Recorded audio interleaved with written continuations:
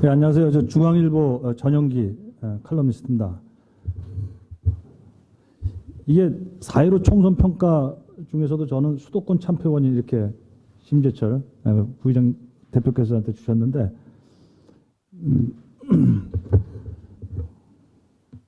미래통합당이 진 거는 미래통합당의 그 모습을 한눈에 보여주는 건 수도권 참패죠. 그래서 이 수도권 참패 요인이나 당 전체의 참패 요인이나 뭐 다 똑같은 거라고 봐요. 그래서 저는 수도권은 특별히 보려고 그랬는데 따로 볼 것도 없어요. 그냥 이 당 전체의 참패 요인을 따져보면 수도권 참패 요인이 연결이 되더라고요. 개인적으로는 우리 옆에 계신 김민수 약선자님이죠. 죄송합니다. 제가 분당 을에 살아요. 그래서 참 저는 이번에 마음속으로 응원을 했는데 다음에 당선하십시오. 저는 그 정치 일종의 평론가죠. 그리고 기자입니다. 저는 기자이면서 유권자이고, 그리고 이제 이 나라의 어떤 세금을 내는 사람입니다. 그래서 여기 왔습니다. 그리고 저를 불러주신 심재철 대표께 다시 감사드립니다. 제가 가만히 그 새가 좌우의 날개로 난다는 게 뭔가 가만히 쳐다봤어요. 새를 많이.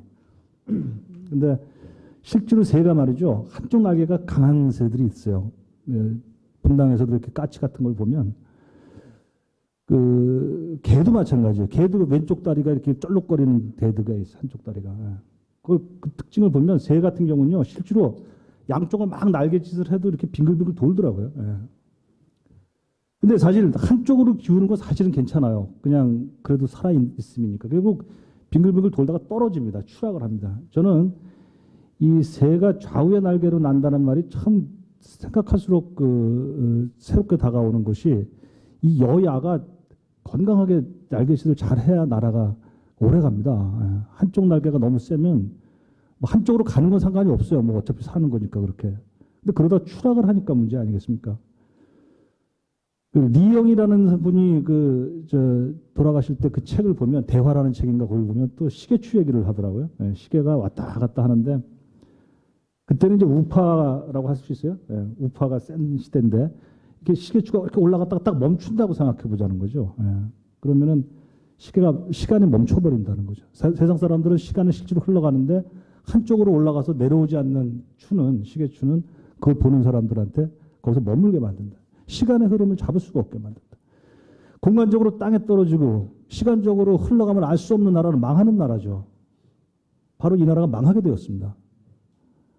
지금 집권한 이 정권이 나빠서가 아니라 너무 강해서죠. 그리고 이 한나라 이 미래통합당이 뭐 선해서가 아니라 너무 약해서입니다. 그래서 이 세금을 내는 사람으로서는 매우 불안합니다. 한쪽이 180석이죠. 이쪽은 103석이죠. 84 플러스 103, 84 플러스 19에서 103석이던데, 그래서 이 나라가 위태위태합니다. 한쪽으로만 돌아가다가 추락할까가 겁나고, 시계추가 이제 왼쪽으로 너무 올라가고 딱 멈춰버리게 되면 세상이 다 움직이는데 우리가 서 있는 나라가 될까봐. 그래서 그런 관점에서 이 나라가 건강하게 서로 앞으로 나가게 할 수 있는, 그래서 힘을 많이 가지시기를 간절히 바랍니다. 이 미래통합당이 아직 선거가 내년에도 보궐선거가 있고, 그다음에 2022년에 대선도 있고, 그때 상당히 강한 견제력과 승리도 할 수 있고, 그래서 이 나라가 건강하게 두 개의 날개로, 힘줄이 단단한 날개로 날아갈 수 있도록 여러분이 힘을 좀 내셔서 다음에는 왜 이겼는가 이런 거 갖고 세미나를 좀 할 수 있게 좀 저를 불러주시기 바랍니다. 실제로 민주당은요, 우리가 생각하는 것처럼 아까 우리 김 교수님이 말씀하신 것처럼 그렇게 강한 집단이 아니더군요. 근데 물론 통합당도 강하지 않았어요. 실제로 4년 전을 이렇게 가만히 돌이켜 보니까 2016년 1월 달에요. 1월 달에 민주당 의석이 선거 전에 다 아시겠지만 한번 가만히 따져보니까 몇 석인지 아세요? 민주당의 1월 달, 그러니까 두 당이 있다가 이제 막 잘라지고 막 그랬잖아요. 안철수 당이랑 문재인 당이랑. 그때 민주당에 갖고 있는 사람 수가 지역구 의석이 83, 83개입니다. 지금 이 당이 불과 4년 전에 지금 이 당이 참패해서 헤어날 수 없는 당이 돼가지고 84석을 지금 얻지 않았어요. 지었고요. 그죠? 그보다 더 떨어진 83석이었더라고요. 그리고 그 당의 의석이 106석인가 그렇습니다. 그러니까 지금 일본의 무슨 자민당이 되겠다는 거예요, 지금. 지금 더불어민주당의 목표가 일본의 자민당이 되겠다는 겁니다. 그리고 그들의 표현에 따르면 20세기의 사회민주당이 되겠다. 그들 북구의 사회민주당이 30년, 50년 집권했거든요. 그거 하겠다는 거거든요. 그렇게 기계를 올리고 기고만장해졌죠, 지금. 강해졌죠. 그 당의 불과 4년 전의 모습은 바로 여러분의 오늘의 모습이었습니다. 단 4년 만에 이렇게 커진 거죠. 그래서 다 학이 달렸고, 제가 오늘 세 개의 그 부분으로 나눠서 말씀드립니다. 첫째는 민주당은 이렇게 준비했다. 이렇게 얘기를 했어요. 그 다음에 두 번째는 통합당은 최선을 다하지 않았다. 이렇게 준비를 했습니다. 세 번째는 하늘마저 돕지 않았다. 이랬습니다. 자, 이 말씀 뒤집어 얘기하면 하늘은 스스로 돕는 자를 돕는다. 4년 전에 이 민주당은 스스로 자강을 했습니다. 그래서 오늘 이렇게 강성해졌고 여러분의 당은 다시 4년 전에 민주당의 모습 돌아갔습니다. 다시 내일은 또 다른 해가 떠오를 수 있는 거죠. 근데 또 다른 해가 저절로 떠오르진 않죠. 스스로 도와야겠죠. 스스로 돕지 않는 자는 이제 자멸할 수밖에 없는 거. 그 스스로 돕는 자들의 그때 민주당의 한탄을 제가 가만히 보면요. 이런 표현이 있습니다. 그 무기력 2015년 말입니다. 무기력 그다음 분열. 그 2015년에 문재인 대표가 당대표가 된 다음에 1년 한심하게 허송세월 지내고 당은 분열되고 그리고 목소리 큰 운동권만 남아있고 그죠? 그 무기력과 그 증오, 분열 이 세 가지 단어로 표현될 수 있는 게 민주당이었습니다. 지금 혹시 여러분들은 그런 거 아닙니까? 뭐 여러분을 지지했던 유권자들도 무기력과 증오와 어떤 분열 속에 있는데 오죽하겠습니까? 그런데 스스로 도우면 또 일이 있는 것 같아요. 그리고 그 역사를 보면 그 패배했던 당들 혹은 패배했던 인간들이 어떻게 이겨내는가를 가만히 관찰해 보면요. 벼랑 끝에서도 돌멩이에 올라간다. 벼랑 끝에서 무너지는 게 아니라 조금만 돌아맞춰서 다시 또 올라갑니다. 버팁니다. 그리고 호랑이 등에 올라가도 정신을 바짝 차리더라고요. 그러면 뭐 지지는 않아요. 이기는 것까지는 몰라도. 그런 그 나라의 그 양날개를 견고하게 하기 위해서 그런 당이 되시기를 시민으로서 한번 그리고 제가 낸 세금 가지고 그 중앙선관위에서 돈 받아서 여러분 당이 운영되니까 제가 주문을 드립니다. 그렇게 하십시오. 민주당이 어떻게 준비했는가? 이건 제가 한 3주 전 칼럼에 썼던 건데요. 민주연구원이라는 거 있죠. 여기는 여의도 연구원이 있고 민주연구원의 1년 전 예측이 있습니다. 제가 써드린 그 순서에 따라서 말씀을 드리죠. 미래통합당은 지피지기면 백전불태죠. 그런데 우리는 이 당은 보면 자기만 알았던 게 아닌가. 남은 너무 몰랐던 게 아닌가. 분석가인 저로서도 그 통합당에 대해서는 좀 알고 저쪽의 권력의 향배에 대해서 좀 알지만 민주당 자체에서 어떤 일이 벌어지는지 제가 취재를 좀 소홀히 했는데 이번에 제가 찾아보니까 그 민주당이 1년 전에 말이죠. 그 정치학 박사인 이진복 박혁 씨가 작성했다는 보고서를 하나 냈더라고요. 2019년 4월 보고서입니다. 대한민국 중심정당의 혁신적 포용 노선, 더불어민주당의 길이라는 걸 냈어요. 이때가 양정철 씨가 그날 그 당의 그 민주연구원으로 가는 그 달이었습니다. 2019년 4월 1년 전 보고서입니다. 제가 두 번째 우연한 승리는 없다라고 제목을 달았는데 이 보고서를 보시면 이 보고서 당시에는 자유한국당이라고 그랬죠. 그 자유한국당의 현실이 아주 굉장히 풍부하고 냉정한 관찰을 담고 있습니다. 그리고 민주당 자기 당한테는 자체 선거 역량을 점검을 했습니다. 그리고 이기는 데 필요한 실천적 태도를 제시했죠. 이걸 읽어보면 지금 민주연구원으로 들어가서 이 제목을 지금 바로 떠요. 104페이지짜리입니다. 그럼 민주당의 승리가 우연이 아니구나. 한 1년 전부터 치밀하게 자기들의 비전과 전략의 길을 갖고 있었구나. 이런 생각이 들게 됩니다. 이 보고서에 몇 가지 포인트가 있습니다. 보고서 분류법은 자기들이 했지만 자유한국당은 주변 정당으로 딱 규정을 했습니다. 마지널 파티. 그러면서 주변 정당을 어떻게 표현했는가? 오직 반사 이익에 골몰해 집권 여당의 실수만 바라면서 생활인의 절박한 삶의 문제를 외면하는 생활 불감 정치. 시끄러운 소수의 영합해서 민심과 당심이 끊임없이 괴리된 민생 불감 정치를 강행하는 당. 이렇게 규정을 했습니다. 선거 끝나고 가만히 보니까 이런 점이 있죠. 그 다음에 샤이 보수에 대해서도 얘기를 합니다. 샤이 보수는 통상 저도 그렇게 얘기를 해왔습니다만 여론조사 수치로는 잡히지 않지만 막판에는 통합당이 흡수할 수 있는 표 이렇게 봤던 거 아닙니까? 여기에 대해서도 1년 전에 이렇게 규정을 하더군요. 수주보서 말하지 않는 보수가 아니라 보수라는 사실을 부끄러워하는 보수 이렇게 비틀어서 정의했습니다. 그런데 지나고 보니까 이런 측면이 있어요. 비틀어서 비꼰 정의가 맞는 측면이 있지 않습니까? 쪽팔리고 부끄러워서 말하지 않는 보수들이 가만히 있었던 것이다. 그 다음에 아주 결정타가 이런 거예요. 그 사람들의 판단이지만 이거 맞는 측면이 있어서 제가 드리는 겁니다. 이 판단은 선거 결과 사실로 입증됐고 과학성과 그 통찰성을 저는 인정합니다. 거기 보면 이런 표현이 빅데이터 기법으로 네이버에 기재된 정치기사의 댓글 93만 573건을 분석해 보니 보수의 연관어에 종전의 경제성장, 진정성, 안보 등의 긍정적 단어가 완전히 사라졌다. 거짓말, 비리, 부끄럽다, 더럽다는 부정적 단어가 압도적이다. 이렇게 이 사람들이 조사를 했어요. 자기들 논문에 104페이지 논문 안에 그 보수를 그렇게 분석을 한 겁니다.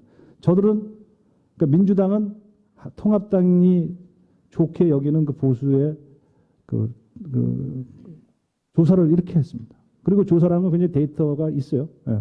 93만 건을 빅데이터로 분석해 보니 전 충격적인 게 더럽다는 이미지도 갖고 있다는. 그 좀 넘어가면 3번에 중심정당이라고 자기들 표현. 중심정당 여야 기능 다 품어 정권 교체가 불필요하다 이렇게 썼는데 자기들은 중심정당이라고 규정을 했습니다. 1년 전에 민주당의 보고서를 보면. 그래서 중심정당은 어떤 정당이냐? 박근혜 대통령의 탄핵에 참석했던 80%의 지지를 받는 생활정치 정당이다. 이렇게. 국민 80% 지지를 받는 정당이다. 이렇게 규정을 했습니다. 굉장히 그 야심만만한 수치죠. 근데 자기들이 그렇게 되겠다는 거예요. 그 보고서의 말미에 가면 분명한 자기들의 목표를 드러냅니다. 보고서는 지지율 80%의 중심정당을 다음과 같이 묘사합니다. 여당이 사실상 여야의 역할을 모두 수행한다. 여야 정권 교체가 중심정당 안에서 일어나는 1.5당 체제를 간다. 그리고 야당은 수권 능력을 상실한 항의정당, 생존이 우선인 불임정당으로 전락한 0.5당이다. 통합당이 0.5당이고 불임정당이고 항의정당으로 만들어 버리겠다는 거예요. 그렇게 1년 전에 갖고 있는 그들의 비전이 이거였습니다. 그리고 이거 실현됐습니다. 현재 수치로는. 아예 드러내놓고 얘기합니다. 민주당은 일본 자민당을 1.5당의 대표적인 사례로 그 보고서에 그렇게 썼어요. 자기 당의 장래를. 그래서 이 자기들 1년 전 보고서에는요. 그 1.5당을 지향한다. 그리고 국민 80% 지지를 받겠다. 박근혜를 탄핵한 때 그걸 지지했던 80%의 그 지지를 끌어모아서 다 내 안에 갖고 있겠다. 여당의 기능과 야당의 기능을 다 갖고 있겠다. 지금 돌아보면 윤미향이를 치겠다는 말도 여당 안에서 나오지 않습니까? 이게 원래 야당이 해야 될 소리인데 이제 자기들 안에서 팩션이 하겠다는 거죠. 그래서 지금 통합당이 해야 될 일도 기대됐던 일을 자기들이 이제 하는 거죠. 지금 거기에 따라서 이거 하는 거 아닙니까? 민주당 안에 180석 의석을 갖고 있는 그 당 안에 야당의 기능과 여당의 기능을 다 갖추는 완결된 정당이에요. 그 일본의 자민당 그리고 20세기의 유럽의 사회민주당 이렇게 목표를 딱 정했어요. 자기들이 스스로 얘기한 겁니다. 이거 아마 별로 아시는 분 없을지 몰라요. 민주당의 목표가 자민당이 되겠다. 좀 흥미로운 것은 이 4년 전에 여러분도 그랬어요. 통합당도 그죠? 통합당도 그때 저도 그런 기사를 썼던 기억이 나고 통합당 민주당의 분열과 증오와 무기력이 하도 심하다 보니까 저 박근혜 당이죠. 그러니까 저기 무슨 당입니까? 새누리당. 이 1.5당이 된다. 그런 얘기를 많이 했었어요. 실제로. 근데 이렇게 4년 만에 뒤바뀌는군요. 다만 이런 점은 제가 민주당 보고서 지적하고 있습니다. 지적하고 싶습니다. 민주당 보고에서는 허점이 있는데 선거 승리에만 초점을 맞춘 나머지 민주당 정부를 유지하는 데 들어가는 비용, 지속 가능성에 대한 고려는 없습니다. 그 보고서에. 비용과 지속 가능성 문제가 누적되면 정권은 한순간에 무너집니다. 많은 역사에서 보여주고 있죠. 통합당은 이 빈틈을 노려야 한다. 빈틈은 준비된 자에게만 보인다. 이렇게 민주당에서 배우라는 말씀 좀 드리고 싶어요. 예. 지피지기 해야죠. 나만 알면 어떻게 합니까? 남도 알아야 되지 않겠습니까? 민주당은 1년 전에 자기 나름대로 통합당을 어떻게 볼 것인지를 분명히 규정을 하고 그 흐름대로 갔어요. 그리고 1년 동안 양정철 원장이 그렇게 했어요. 두 번째, 통합당은 최선을 다하지 않았다. 이 표현 썼는데 저는 여기서 두 가지를 말씀드리고 싶습니다. 하나는 이기는 공천을 회피하였다. 두 번째는 부평초 같은 리더십이다. 저는 선거 후에 통합당을 이렇게 떠올리면 부평초, 물 위에 둥둥 떠달리는, 뿌리 없이 둥둥 떠다니는, 머리는 있는 것 같아요. 머리는 허옇게 있는 것 같은데 뼈도 없고 뿌리도 없고, 죄송합니다. 예, 둥둥 떠다니는. 이기는 공천을 회피했다는 것은 제가 이렇게 과거 예를 적었는데 참 이기는 공천을 했던 적이 있어요. 다들 정당별로 보면 2016년에 민주당이 그런 공천을 했죠. 김종인 비대위원장이었습니다. 김종인 대표가 있죠. 네, 비대위원장. 그때 이기는 공천을 어떻게 했는가? 기억나시죠? 운동권 패권주의 청산입니다. 이해찬 날려버렸잖아요. 그리고 정봉주 아주 기억이 생생하죠. 또 정청래 이 세 사람을 차례로 따다닥 날려버리고 많이 하지도 않았어요. 그 정도 딱 했어요. 그 이분이 했던 게 그때 핵가진 북한은 괴멸한다 이렇게 표현했어요. 기억나시죠? 김종인 본인은 그 당시 자기가 경제민주화 이런 거 해서 이겼다고 얘기하는데 제 감각은 좀 달라요. 그건 별로 기억이 안 나고 2016년에 김종인의 민주당이 이긴 것은 정청래를 쳐서 이긴 거다. 이해찬을 쳐서 이긴 거다. 잘랐어요. 그죠? 그리고 그 동네에서 성역처럼 금기어가 되었던 북한은 괴멸된다고 표현했지 않습니까? 그때도 문재인 대표는 딱 가만히 있었어요. 꿀 먹은 벙어리처럼. 신기하죠? 그걸로 하나 먹은 거예요, 제가 보기엔. 그 공천의 어떤 컨셉, 강렬한 컨셉. 그래서 그다음에 2012년입니까? 그렇죠. 2012년에도 무지하게 잘했어요. 2012년에는 새누리당이 무지하게 잘했죠. 박근혜 대통령이 152석인 거 얻었어요. 그때도 보면 그때는 이제 정강정책의 경제민주화를 확 집어넣더라고요. 예? 경제민주화 아까 얘기한 것처럼. 예. 그걸로 그 컨셉으로 먹었고요. 152석을. 2000년에도 여러분 기억나시죠? 윤여준 씨가 뭐였더라? 그때 총선 기획단장이었습니다. 이해창 대표 총재의 어떤 이걸 받아가지고 그때 표현을 보면 질적인 개혁이라는 표현을 써요. 질적인 개혁. 공천에 있어서의 개혁인데 뭐냐? 그때 삼김청산이 시대 정신이었다는 거예요. 그래서 확 다 양적으로 싹 바꿔내야 되는데 그거 어렵다. 그러니까 질적인 개혁, 상징적인 개혁만 하겠다 하면서 친 사람이 누구냐? 김윤환, 그죠? 이기택. 센 사람 다 쳤어요. 센 사람만 골라서 쳤어요. 그렇게만 쳐도 되더라고요. 그게 이제 2000년에 질적인 개혁, 윤여준이 했던 질적인 개혁, 그리고 2016년에 김종인이 했던 패권주의 개혁. 그 몇 명만 탁탁탁 골라내서 그 이코노미컬리 한 거예요. 효과적으로. 싹 도려낸 거죠.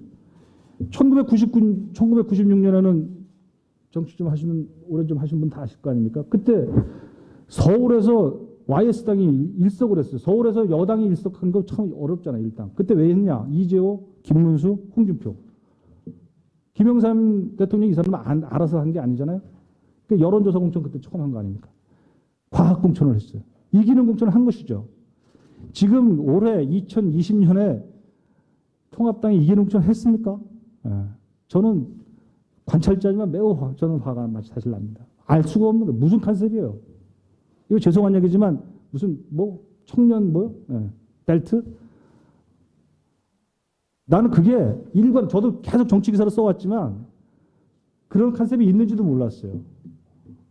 큰 싸움을 해야지. 청년 벨트. 저는 그 청년의 가치에 대한 얘기를 하는 것이 아니라 그게 이 선거판의 핵심 이슈입니까? 문재인을 어떻게 뭐 할 것이냐. 정권을 어떻게 할 것이냐. 사는 걸 어떻게 할 것이냐. 이런 큰 이슈 왜 그걸 큰 근육을 잡아갖고 왜 안 했는가. 청년 벨트라는 건 참 마이너하고 그저 이런 그 살갗의 상처 같은 거죠. 왜 그게 왜 중심 카시들이 됩니까? 그리고 정말 알 수 없는 것은 듣보잡 공천이라고 할 수 있어요. 감히 제가 얘기합니다. 예? 지금 뭡니까? 당장 누구야? 예? 예, 죄송하죠. 누구야? 여기 원내대표님 누구예요 지금? 대구의 주호영 대표가 돌려막기라고 하더군요. 예. 왜 멀쩡한 사람 빼가지고 절로 하냐고요. 예. 이현주 또 누구죠? 여러 사람. 여기 김연아 의원님도 계시네. 예? 또 전희경 뭐. 이게 이거는 우리나라 역사에도 없었고 외국에도 없는 일이에요. 왜 멀쩡하게 있는 사람 빼가지고 다른 데 갖다 뒀습니까? 아예 컷오프를 시켜서 없애버리든가. 그게 컨셉이 살아나지. 왜 빼면 없애버리든가 아예. 왜 빼서 굳이 이쪽에 넣냐고요. 이러면 사람들이 신호가 혼란스럽습니다. 유권자가 혼란스러워요. 마치 굉장히 교묘한 기술을 부렸다고 생각할지 모르지만 very 아트풀할지 모르지만 혼란스러울 뿐입니다. 그거는 공천이 아주 형편없었다. 이렇게 말씀을 드리고 싶습니다. 이거는 이길 생각이 없는 공천이다. 결과로는 이깁니다. 물론. 두 번째, 부풍초 같은 리더십이다. 한번 읽어볼까요? 리더십은 대중에 든든하게 뿌리를 내리고 일관된 신호를 반복해서 보내야 합니다. 통합당은 황교안, 김용호, 김종인 최소한 3개의 신호가 다른 주파수를 타고 날아다녔습니다. 거기에 한선교, 박형준, 김세연 등 중간 주파수가 혼재했습니다. 자금투성이의 전시방송이 되었습니다. 김영삼, 김대중, 이회창, 박근혜 떠올려 보십시오. 이분들의 그런 야당 지도자 시대는 볼 수 없었던 풍요들 아닙니까? 이 몸통이 3개 있는 건 있을 수 있지만 머리가 3개인 건 이건 이상하죠. 예. 리더십이 흔들리는 비상시국임을 감안한다고 해도 황교안 대표가 타이밍에 맞춰서 진퇴를 결정하지 못한 아쉬움은 여전히 남습니다. 예. 대표를 할 것이냐 말 것이냐, 종로에 출마할 것이냐 말 것이냐, 선대위원장에 계속 일 것이냐 말 것이냐, 이 고비고비 순간순간마다 너무 혼선, 메시지의 중첩, 신호에 지지직거리는 소리들. 이게 아주 저는 돌이켜보니까 무지하게 힘들었어요. 이게 바로 부평초 같은 리더십의 현주소다. 둥둥 떠다닌다. 자, 그 다음에 이제 마지막 들어갈까요? 예. 하늘마저 높지 않았다. 제가 이제 이것을 코로나가 동남풍을 잠재우다 이렇게 표현했는데, 저는 코로나가 처음에 시작됐을 때 3월 중순 전까지죠. 그때는 하늘이 이 민주당 정권을 버렸다 이런 느낌을 가졌었어요. 제 판단이 틀렸죠, 결과적으로. 근데 누가 그거 뭐 판단을 할 수 있었겠습니까만은. 그런데 저는 그때 어떤 생각이 들었냐면 민주당의 온갖 그 환부와 종기들, 저는 민주당 자체를 싫어하는 게 아니라 그들이 지난 몇 년간 수행했던 정책, 가장 제가 참을 수 없는 시민으로서 용서할 수 없는 정책은 조국의 부활 꿈꾸는 거죠. 금태섭이가 낙천되고 조국주의자들이 곳곳에 공천되는 것에 저는 심한 혐오감을 느꼈습니다. 예. 부끄러움, 수치감을 느꼈어요. 시민으로서. 이건 아니다. 예. 그런 온갖 종류의 그 환부들이 다 연한계처럼 이렇게 한 배가 되게 되면 동남풍 한번 샥 바람이 불면 그 화공을 타고 그냥 쫙 이 생태계가 조정이 되는 전 그런 세상이 혹시 오지 않을까 저는 그런 생각을 했었는데 이 연한계는 되었지만 동남풍이 불 수 없었어요. 왜? 코로나가 딱 차지하고 있었으니까. 코로나가 동남풍을 잠재워버렸죠. 그래서 제일 무엇보다도 코로나의 가장 큰 위력은 알다시피 돈입니다. 투표 이틀 전에 7세 이하 어린이 260만 명한테 아이돌봉 쿠폰 40만 원을 줬더군요. 이미 톡 꽂아 뒀더군요. 그거가 제일 전 크다고 보고. 그런데 이럴 때 말이죠. 제가 마지막에 그런 데 있어요. 중앙선관위원장이 사실은 대통령에게 경고서한을 보냈어야 합니다. 선거에 돈 얘기를 해서 선거에 영향을 미치는 중대 관건 선거로 옛날 이회창 중앙선관위원장 같으면 이걸 경고했어요. 제가 이 얘기를 괜히 하는 소리가 아니라 최근에 어떤 중앙선관위원 출신 한번 만났더니 이게 불과 몇 년 전만 같아도 중앙선관위원장이 엄중하게 대통령한테 엄중 경고를 해야 될 사안이에요. 이틀 전에. 그런데 그때 통합당에서조차도 그런 얘기를 하지 않았어. 이게 바로 벼랑 끝에 몰려도 돌멩이에 올라가라는 거 아니겠습니까? 그때 대통령의 엄격한 관건선거 개입이라는 걸 강력하게 얘기하고 중앙선관위원장은 왜 그 말을 하지 않는가?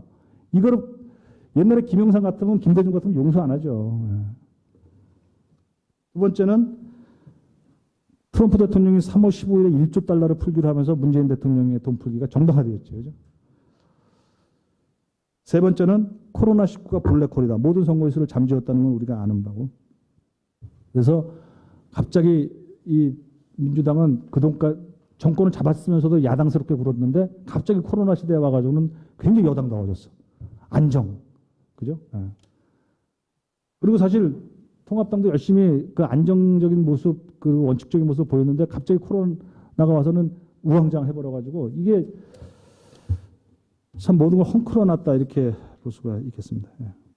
저는 코로나에 특히 사전투표 있지 않습니까? 이제 네 번째인데요. 이 사전투표가 코로나에 지금 영향을 상당히 준 걸로 뭐 무지하게 사람들이 많이 몰렸는데 근데 가만히 따져보니까요. 사전투표도 한번 연구를 좀 해봐야 될 것 같아요. 우리가 이번에 2016년 이후에 4번 연속 전국선거에서 진 걸로 되어 있는데 이제 이쪽 계열이 2014년에 이 사전선거가 도입됐거든요. 그것까지 도입하니까 그게 더 중요한 변수일지도 몰라요.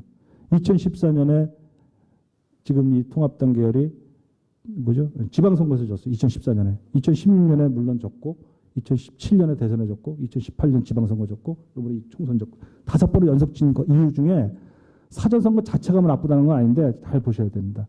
사전선거가 도입되면서 다 졌어요. 한 번도 이긴 적이 없어요. 이 당에서. 왜 그렇습니까? 아까 이유가 나왔지만 지금 제가 대안을 굳이 제시한다면 이제 사전선거 없애도 돼요. 예. 여러분이 치열하게 싸우면 본투표를 아예 이틀 연속하자. 이거 선관위 내부에서 나온 얘기예요.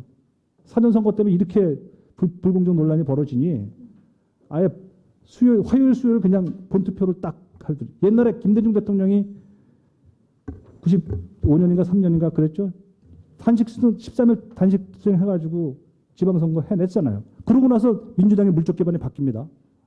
그래서 직권까지 하는 겁니다. 여러분이 내가 보기에 기술적이 나가고 치부될지 모르지만 사전선거를 개혁하지 않으면 계속 질 수 있어요. 예. 사전선거에서 한 번도 이긴 적이 없어요. 어떤 형태로든 간에. 대충 시간이 너무 되었으므로 정리하겠습니다. 그래서 저는 우리가 너무 로지컬리 생각할 필요 없다고 봅니다. 여러분이 진 것은 논리적으로 진 게 아니라 가슴을 파고드는데 졌습니다. 예. 그래서 제가 어떤 광고하는 분들 만나니까 머리에서 가슴까지 거리가 30cm밖에 안 되는데 실제로 자기가 광고를 정말 정성스럽게 승리하는 광고를 해보니까 이 가슴으로 하는 광고여야 된다. 예. 이 30cm 머리에서 가슴으로 내려오는데 30년 걸렸대요. 30년. 그 30년 지나서 비로소 느끼는 거랍니다. 이 보수라는 게 초점이 되고 있는데 보수에 갖고 있는 것 정말 이런 얘기 다시 해서 죄송하지만 더럽다는 이미지가 있다는 거 아닙니까? 예. 이 이미지 어떻게 극복하시는가? 이거 논리로 극복될 일이 아니다. 예. 그래서 이 에토스, 이 마음, 그리고 신뢰, 그죠? 예. 그리고 느낌. 이 느낌으로 접촉하는 그 긴 세월을 한번 이 패인 분석에 중요하게 그 컨셉으로 잡아놓기를 바랍니다. 예, 이상입니다. 예. 네, 감사합니다. 다음은 오늘 총선 참